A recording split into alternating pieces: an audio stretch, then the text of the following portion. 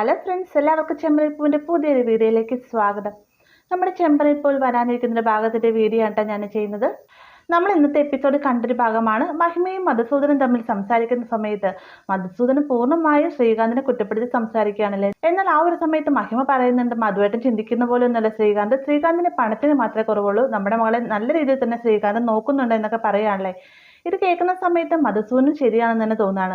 അതിനുശേഷം മധുസൂദനൻ മഹിമയോടായിട്ട് വീട്ടിൽ ചോദിക്കുന്നുണ്ട്, നീ എന്തൊക്കെയോ പദ്ധതികൾ പ്ലാൻ ചെയ്യുന്നുണ്ടായിരുന്നു, നിന്റെ മോളെയും മരുമകനെയും വീട്ടിൽ കൊണ്ടുവന്നിട്ട് അതൊന്നും നടന്നില്ലേ എന്നൊക്കെ ചോദിക്കുന്ന സമയത്ത് ഞാനത് പിന്നത്തേക്ക് വെച്ചിരിക്കുവായിരുന്നു മധുവേട്ട, ഇനിയിപ്പോൾ എന്തായാലും ലേറ്റ് ആകുന്നില്ല, എത്രയും വേഗം തന്നെ എൻ്റെ മോളെയും മരുമകനെയും വീട്ടിലേക്ക് കൊണ്ടുവരാനുള്ള പ്ലാനിങ് എല്ലാം ഞാൻ തയ്യാറാക്കും.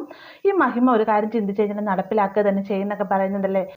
അതിനുശേഷം മഹിമ ശ്രീകാന്തിനെയും വർഷയും വീട്ടിലേക്ക് കൂട്ടിക്കൊണ്ടുവരുന്നതിന് വേണ്ടി വലിയൊരു പദ്ധതി തന്നെ പ്ലാൻ ചെയ്യാൻ കേട്ടോ.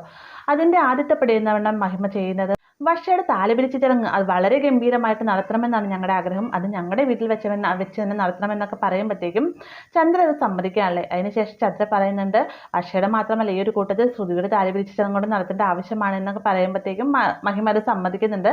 എന്നാൽ മഹിമ എന്തൊക്കെയോ കാര്യങ്ങൾ മുൻകൂട്ടി മനസ്സിൽ കണ്ടിട്ടാണ് പദ്ധതികൾ തയ്യാറാക്കുന്നത്. അത് മറ്റൊന്നുമല്ല, മഹിമ നേരെ ഇനി ചന്ദ്രയെ കാണാൻ ചെല്ലുന്നുണ്ട്. ആ ഒരു സമയത്ത് പറയുന്നുണ്ട്, നിങ്ങളുടെ രണ്ടാമത്തെ മകൻ സച്ചി, അവൻ ഏത് സമയത്ത് എങ്ങനെ പ്രതികരിക്കുന്ന അറിയില്ല, അതുകൊണ്ട് ഈ ഒരു ചടങ്ങിന് അവൻ പങ്കെടുക്കാൻ പാടില്ല എന്നൊക്കെ മഹിമ പറയുന്ന നേരത്ത് ചന്ദ്ര മഹിമയ്ക്ക് വാക്ക് കൊടുക്കാണ്ട്, എന്തായാലും അവനിനി വരികയില്ല, അവൻ വരാതിരിക്കാൻ ഞാൻ നോക്കിക്കോളാം എന്നൊക്കെ വാക്ക് പറയുകയാണ്. അങ്ങനെ ഈ ആവശ്യമായിട്ട് ചന്ദ്ര ആദ്യം ചെല്ലുന്നത് രവിയുടെ അടുത്താണ് കേട്ടോ. രവിയുടെ അടുത്ത് ഈ ഒരു കാര്യത്തെക്കുറിച്ച് സംസാരിക്കുന്ന സമയത്ത് തന്നെ രവി ദേഷ്യപ്പെടുകയാണ്. ഈ ഒരു സമയത്താണ് അങ്ങോട്ടേക്ക് രേവതി വരുന്നത്. അപ്പോൾ സച്ചിനില്ലാത്ത ചടങ്ങിൽ താനും പങ്കെടുക്കുകയില്ല എന്നൊക്കെ പറയുന്നുണ്ട്. അപ്പോൾ ഇരുവരും നമ്മൾ സംസാരിച്ചുകൊണ്ടിരിക്കുന്ന സമയത്ത് സച്ചി അങ്ങോട്ടേക്ക് വരുന്നുണ്ട്. സച്ചി പറയാണ്, ഞാനാണ് ഇതിനകത്ത് പ്രശ്നക്കാരൻ, ഞാൻ വരുന്നില്ല എന്നൊക്കെ പറയുമ്പോഴത്തേക്കും രവി പറയുകയാണ്, സച്ചി നീ എങ്ങനെ തീരുമാനിച്ചു എന്നാണെങ്കിൽ ഈ ഒരു ചടങ്ങിന് നീ വരണ്ട എന്നൊക്കെ പറയുമ്പോഴത്തേക്ക് രേവതി വേഗം ചോദിക്കുകയാണ്, സച്ചേട്ടന് അങ്ങനെ പറഞ്ഞു എന്ന് പറഞ്ഞുകൊണ്ട് അച്ഛൻ എന്താ വേഗം ഇങ്ങനെയൊക്കെ സംസാരിക്കണം, സച്ചേട്ടൻ വരാനായിട്ടില്ല പറയേണ്ടതെന്നൊക്കെ ചോദിക്കുമ്പോഴത്തേക്കും വേണ്ട, അവൻ വന്നെന്നില്ല, ഈ താലിപരിച്ചടങ്ങനെ ചന്ദ്രയും ബാക്കിയുള്ളവരും പൊക്കോളും, സച്ചിക്ക് കൂട്ടായിട്ട് ഞാനും പോകുന്നില്ല എന്നൊക്കെ പറയാണ്.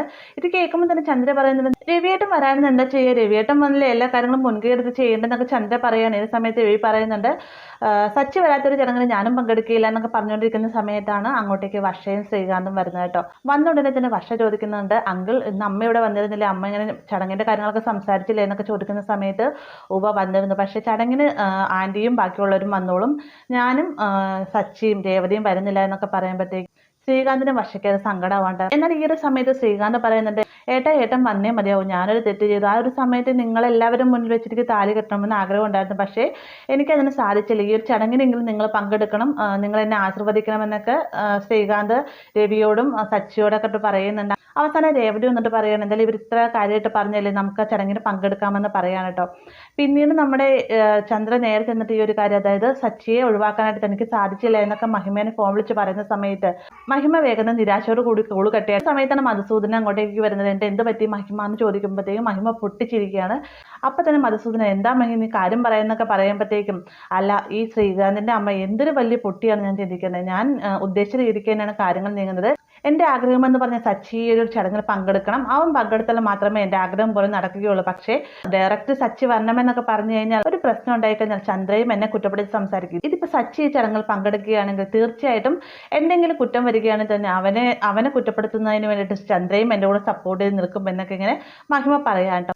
മഹിമ ഉദ്ദേശിച്ച പോലെ തന്നെ കാര്യങ്ങൾ നടക്കുകയാണ്. അങ്ങനെ ചടങ്ങിന് പങ്കെടുക്കാനായിട്ട് വരുന്ന സമയത്ത് കുറേ തവണകളായിട്ട് നമ്മുടെ മഹിമ സച്ചിക്കെട്ടും രവിക്കെട്ടായിട്ട് ഓരോ പാര വയ്ക്കാൻ ശ്രമിക്കുന്നുണ്ട്. എന്നാൽ അതിൽ നിന്ന് തന്നെ സച്ചി ഒഴിഞ്ഞു മാറുകയാണ്. കാരണം സച്ചി രേവതിക്കും രവിക്കുമായിട്ട് വാക്ക് കൊടുക്കുന്നുണ്ട്, ഈ ഒരു ചടങ്ങിൽ വന്ന് പങ്കെടുക്കുന്ന സമയത്ത് എന്ത് കണ്ടാലും തിരിച്ച് പ്രതികരിക്കുകയില്ല, അവരെന്താ വെച്ചാൽ കാണിച്ചോട്ടെ എന്നുള്ളൊരു മൈൻഡിൽ തന്നെ നിൽക്കുക എന്നൊക്കെ പറഞ്ഞ് വാക്ക് കൊടുക്കുന്നുണ്ട്. അപ്പോൾ എന്ത് രീതിക്ക് സച്ചിയെ കൊടുക്കാൻ സാധിക്കില്ല എന്നൊക്കെ പറഞ്ഞുകൊണ്ട് സങ്കടപ്പെട്ട് നിൽക്കുന്ന സമയത്താണ് നമ്മുടെ മഹിമയ്ക്ക് വലിയൊരു തുറുപ്പ് ചീട്ട് തന്നെ കിട്ടുന്നത് കേട്ടോ. അത് മറ്റൊന്നുമല്ല, നമ്മുടെ ചടങ്ങുകളൊക്കെ കഴിഞ്ഞതിന് ശേഷം സ്വർണ്ണങ്ങളും മറ്റു സ്യൂട്ട് കേസിലേക്ക് കയറ്റി വെക്കുകയാണ്. എന്നാൽ ഒരു മാല ഡ്രസ്സിൽ ഒടുക്കിയതിന് ശേഷം പുറത്ത് സ്യൂട്ട് കേസിന്റെ പുറത്ത് ചാടിക്കിടക്കാണ്ട്. ഈ സമയത്താണ് രേവതി അങ്ങോട്ടേക്ക് വരുന്നത്. ഈ ഒരു മാല കാണുന്ന സമയത്ത് ഇത് വർഷയുടെ മാലയാണോ, ഇത് എവിടെയായിരിക്കും വർഷ വെച്ചതെന്നും പറഞ്ഞുകൊണ്ട് സ്യൂട്ട് കേസിലേക്ക് ഈ സാധനം കയറ്റി വെക്കാനിരിക്കുന്ന സമയത്താണ് മഹിമ അങ്ങോട്ടേക്ക് വരുന്നത് കേട്ടോ. മഹിമ വന്നിട്ട് പറയുന്നുണ്ട്, നീ ഇത്രയും വലിയൊരു കള്ളിയാണ് ഞാൻ വിചാരിച്ചില്ല, നിന്റെ കള്ളത്തരം എല്ലാം പിടിച്ചു എന്നൊക്കെ പറയുമ്പോഴത്തേക്കും രേവതി ഞാൻ തെറ്റ് ചെയ്തിട്ടില്ല എന്നൊക്കെ പറഞ്ഞുകൊണ്ട് കരയാണ്. ഈ സമയം തന്നെ ചന്ദ്ര അങ്ങോട്ടേക്ക് വരികയാണ്. ചന്ദ്രയുടെ സ്വഭാവം അറിയാലോ, രേവതിനെ കുറ്റപ്പെടുത്താനുള്ള ഒരു അവസരം തന്നെ ചന്ദ്ര പാഴാക്കുന്നില്ല. ചന്ദ്ര നല്ല രീതിയിൽ തന്നെ രേവതിനെ കുറ്റപ്പെടുത്തുക മാത്രമല്ല നാണം കെടുത്തുകയും ചെയ്യാൻ കേട്ടോ. അങ്ങനെ അവസാനം രേവതി കരഞ്ഞുകൊണ്ടാണ് അവിടെ നിന്ന് ഇറങ്ങി പോകുന്നത്. അതിനുശേഷം നമ്മുടെ സച്ചി ഒരു വിവരം അറിയുകയും നേരെ ചോദിക്കാനൊക്കെ ആയിട്ട് ചെല്ലുന്ന ഭാഗമുണ്ട്. എന്തായാലും നമ്മുടെ സച്ചിക്കായി വെച്ചിരിക്കുന്ന വലിയ കണിയിൽ വീഴുന്നത് രേവതി തന്നെയാണ്. അപ്പോൾ ഈ ഒരു ഭാഗങ്ങളെല്ലാം തന്നെ ചെമ്പനിൽ പോൽ വരാനിരിക്കുന്നതാണ്. വീഡിയോ ഇഷ്ടമായെങ്കിൽ ലൈക്ക് ചെയ്യാനും കൂടെ ചാനൽ സബ്സ്ക്രൈബ് ചെയ്യാനും മറക്കരുത്.